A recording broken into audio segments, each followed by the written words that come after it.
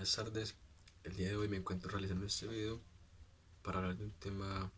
de suma importancia, como lo es el personal privado de la libertad en esta época de pandemia del coronavirus. Evidentemente, ante esta pandemia, el gobierno nacional decretó una emergencia sanitaria en todo el país y eso conllevó a que los ciudadanos entramos en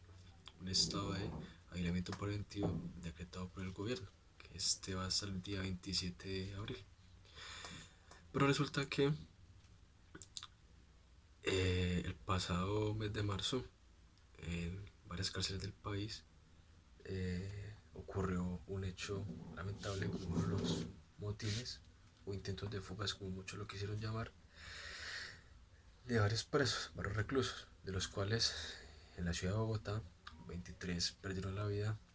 a manos del personal carcelario, el IMPEC, y también resultaron 83 personas heridas entre reclusos y personal carcelario. Evidentemente, el gobierno nacional declaró una emergencia carcelaria, pero no ha hecho efectivo el decreto que permitiría a cierta población carcelaria privada de la libertad cumplir transitoriamente su condena o estar transitoriamente esperando se definiera su situación judicial en prisión domiciliaria o detención preventiva. Pero resulta que esas personas que el decreto cobijaría, que las encontramos en el artículo 314 del Código Procesal Penal, no cuentan con esta medida, dado que no se ha expedido el decreto. Entonces ahí tenemos que tener en cuenta que, como ya lo ha dicho la Corte Constitucional en años anteriores, hay un evidente estado de cosas inconstitucionales por tal violación de derechos fundamentales que se está viendo reflejado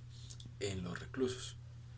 La única medida que se ha tomado hasta el día de hoy ha sido que los reclusos no reciban visitas de sus familiares, ¿cierto? Visitas que a su vez eran los que le proporcionaban a los reclusos elementos esenciales para la subsistencia en el plantel, ¿cierto? Es evidente que en las cárceles de Colombia hay una evidente vulneración de derechos fundamentales, como son el derecho fundamental a la dignidad humana, a un trato digno, a la vida inclusive, a la salud, por cuanto en Colombia las cárceles son o viven un hacinamiento que no es permitido por la ley, inclusive las unidades de reacción inmediata, que son planteles de detención transitoria. Hay personas privadas de su libertad esperando una condena o inclusive pagando una condena en esos planteles. Yo creo que es importante resaltar que no debemos dejar de un lado o hacernos los de la vista ciega ante esta situación, porque si bien es cierto que en la población carcelaria hay muchos de estos que están de manera injustificada o no han sido ni siquiera condenados, como también los que ya fueron condenados tienen sus derechos latentes, ¿cierto? Ellos pierden sus derechos civiles y políticos, pero no pierden sus derechos fundamentales por el hecho de estar privados de la libertad. Entonces es ahí donde nos planteamos si efectivamente este decreto, que es de manera transitoria, va a servir a futuros, porque como bien lo dice, el decreto sería de manera transitoria y que al día de hoy no se ha expedido ante este caso del coronavirus, y más aún a sabiendas de que ya en el transcurso de esta semana murieron dos personas que habían estado privadas de la libertad por el virus, habían estado contagiados por el virus. Como también hay personal del IMPEC aislado por estar sintomáticos. Entonces, ¿qué garantías tienen esos reclusos si el personal que los encargado de su cuidado va a sus casas, vuelve de sus casas? Entonces de nada serviría este decreto transitorio de estar algunas personas en prisión domiciliaria, si las que siguen en los planteles carcelarios van a estar al cuidado de personas que están rodeadas en el medio, que pueden ser potenciales transmisores del virus, ¿cierto?